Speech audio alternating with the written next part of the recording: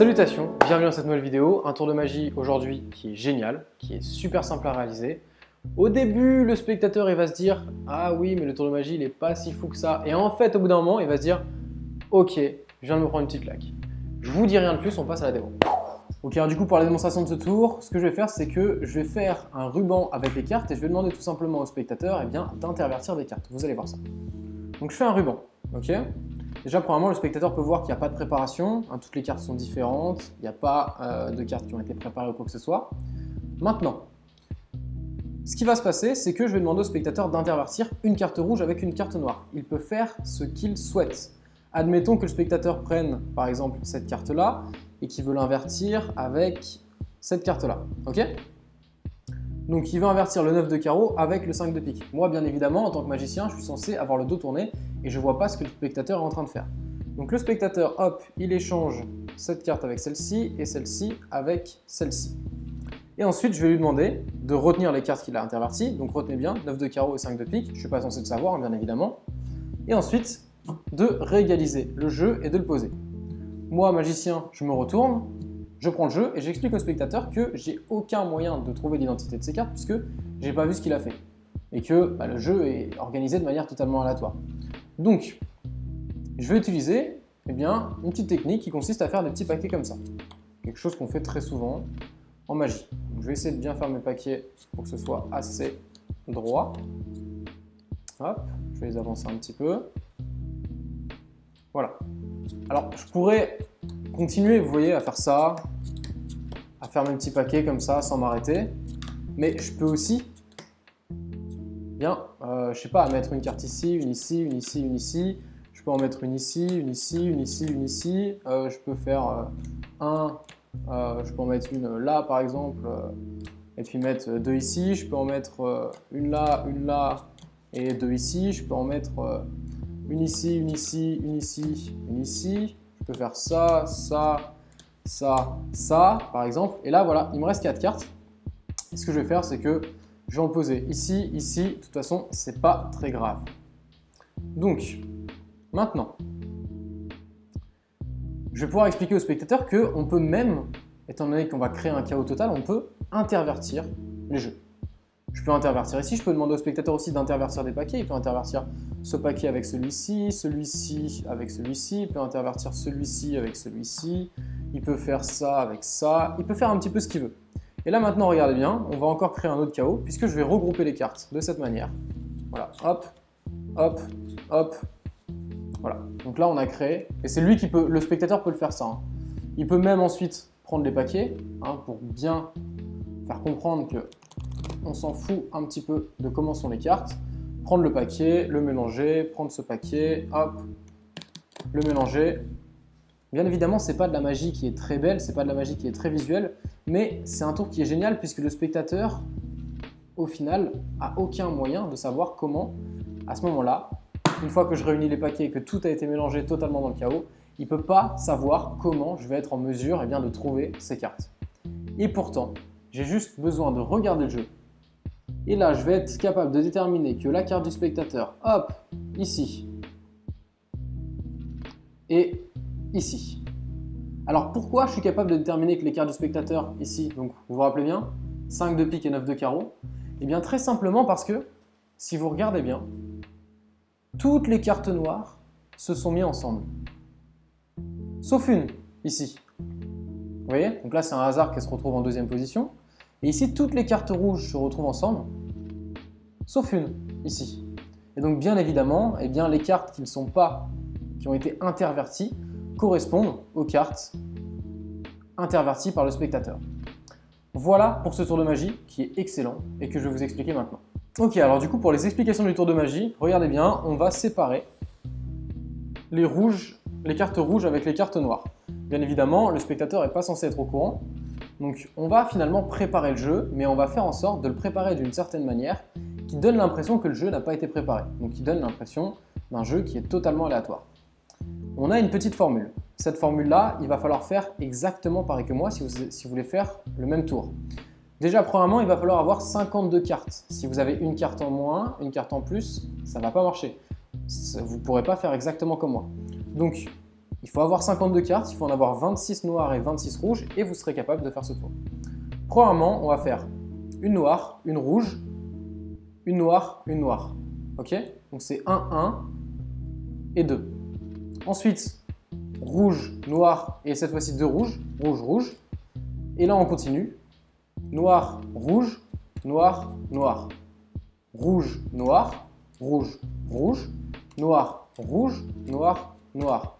Rouge, noir, rouge, rouge. Noir, rouge, noir, noir. Rouge, noir, rouge, rouge. Noir, rouge, noir, noir. Rouge, noir, rouge, rouge. Noir, rouge, noir, noir. Rouge, noir, rouge, rouge. Noir, rouge, noir. Et là, on est censé mettre une autre noire, sauf qu'on n'a pas d'autre noire, donc on va mettre une carte rouge. Vous allez comprendre. Donc normalement, vous êtes dans la même disposition de jeu que moi si vous suivez exactement ces étapes-là. Ok? Une fois qu'on est rendu là, on va expliquer au spectateur qu'on va faire 8 petits paquets de cartes. Et en fait, étant donné que j'ai noir, rouge, noir, noir, vous allez comprendre ce qui va se passer. Donc là, je pose une carte noire, bien évidemment.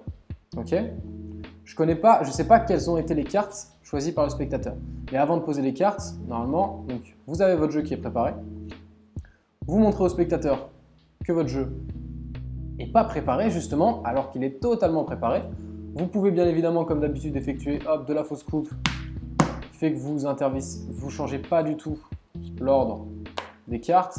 Vous faites des fausses coupes, des faux mélanges, tout ce que vous voulez. Le but étant de ne pas changer l'ordre des cartes. Voilà, là j'ai une fausse coupe, là j'ai encore une fausse coupe.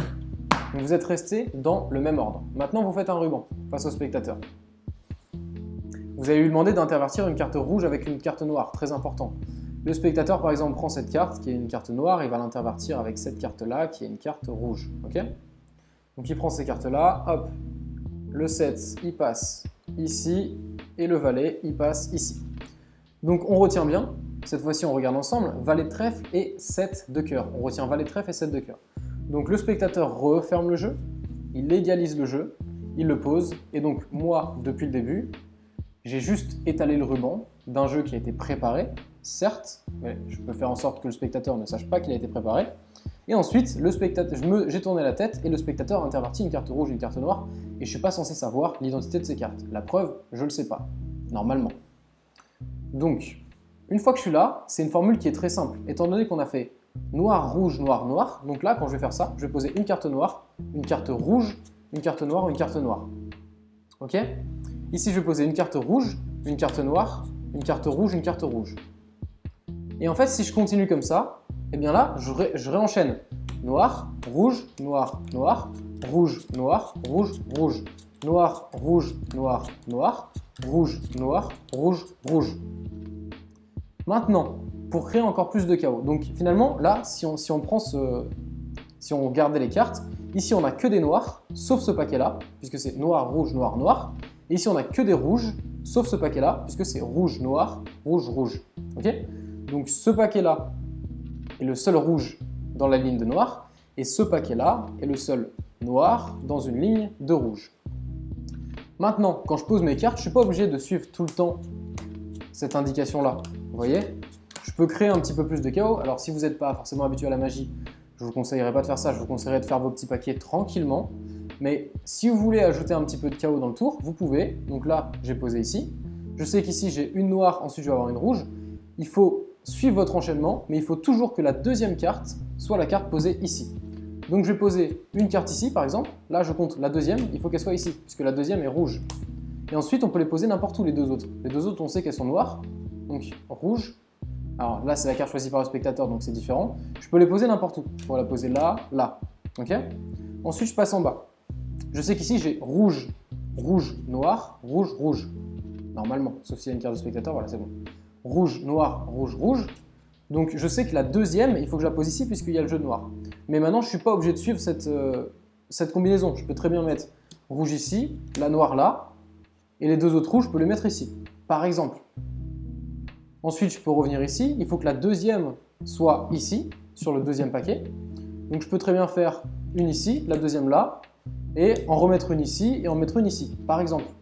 Ensuite, la première, je la mets là, la deuxième sur le deuxième paquet toujours. Et Et ensuite, les deux autres, bah, je m'en fous, je les mets un petit peu où je veux. Là, il vous reste 4 cartes. Sur ces 4 cartes, il va falloir effectuer cette manipulation. Vous avez normalement une rouge, une noire, une rouge, une noire. Il va falloir peler, c'est super simple. Hein. Vous prenez, hop, vous faites glisser les cartes de cette manière. Vous voyez? Donc vous avez les cartes qui sont là, vous avez vos 4 cartes. Quand vous voyez que vous arrivez à 4 cartes, vous allez peler les cartes de cette manière.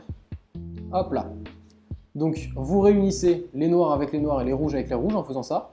Et vous faites semblant de poser ces cartes-là au pif. Donc vous pouvez les mettre n'importe où, vous pouvez les mettre ici, vous pouvez les mettre n'importe où vous voulez. Et celle-ci, vous pouvez les mettre ici, par exemple. Donc là, on a créé devant les yeux du spectateur quelque chose qui semble être un chaos, alors que dans le chaos, il y a un ordre. Maintenant, qu'est-ce qu'on sait? Si on regarde, on peut regarder ensemble, ici, on a la ligne de noir. Donc toutes ces cartes-là vont être des noirs. Là, ici, on va avoir que des noirs, sauf si y a la carte du spectateur. Normalement, voilà, on n'a que des noirs. Ici, on va avoir que des noirs aussi, sauf si y a la carte du spectateur. Bon, bah, elle est là. Et ici, on va avoir que des rouges. Voilà. Donc, ce que je sais, c'est que toute cette ligne-là, c'est des noirs avec le deuxième paquet qui était important, où il y a des rouges. Toute cette ligne-là, c'est des rouges avec le deuxième paquet, où il y a des noirs. Donc, je vais expliquer au spectateur, je vais lui dire, si tu veux, on peut même intervertir des cartes pour créer encore plus de chaos. Et on va intervertir le deuxième du paquet du haut avec le deuxième du paquet du bas. Et ensuite, on peut demander au spectateur, voilà, tu peux intervertir des paquets. Donc là, peu importe ce qu'il fait, il intervertit des paquets, on s'en fout en fait. Parce que là, on a déjà créé notre ordre. Et ensuite, il va pouvoir regrouper les cartes. Et c'est pas grave s'il fait n'importe quoi avec les cartes, on peut même lui demander d'effectuer un petit mélange s'il le souhaite. Alors faites attention si vous lui demandez de mélanger et qu'il voit qu'il le mélange dans cette face-là et qu'il voit finalement que toutes les cartes sont noires. C'est un petit peu dommage. Mais sinon, vous lui demandez d'intervertir des paquets ici, pareil, donc on s'en fout un petit peu, et ensuite de les reposer comme il veut, voilà, ou sinon de les rassembler de cette manière pour créer encore plus de chaos. Donc finalement, ici, on a un paquet de noirs avec uniquement une carte qui va être rouge, c'est la carte que le spectateur aura intervertie, et ici on a un paquet de rouge avec uniquement une carte qui va être noire, c'est la carte que le spectateur aura intervertie. Je pose les deux paquets, j'explique au spectateur, je lui dis voilà, on avait un jeu qui était totalement aléatoire, j'ai fait un ruban, tu as interverti une carte rouge et une carte noire que je t'ai demandé de mémoriser. Ensuite, on a fait des paquets, on a créé un chaos dans ces paquets-là, et pourtant je vais être capable de retrouver tes cartes. Alors là, si je retrouve les cartes du spectateur, c'est pas forcément très impressionnant. Donc je vais lui montrer, je vais lui dire voilà, je pense qu'une de tes premières cartes c'est le 7 de cœur, donc que je vois ici. Et ensuite je vais regarder là où il y a une carte noire dans le jeu rouge, et je vais dire je pense que ta deuxième carte c'est le valet de cœur. Donc premier tour de magie, mais c'est pas si impressionnant que ça. Bon, j'ai pu trouver un moyen. Et en fait, non, là je vais lui expliquer, je vais dire, ok, tu sais pourquoi j'ai réussi à trouver des cartes? Parce que finalement, toutes les cartes ici sont devenues noires, sauf ta carte. Et toutes les cartes ici sont rouges, sauf ta carte. Voilà pour les explications de ce tour de magie. Il est vraiment génial et je vous invite à le reproduire et à le faire à vos proches et regarder un petit peu les réactions que vous allez avoir.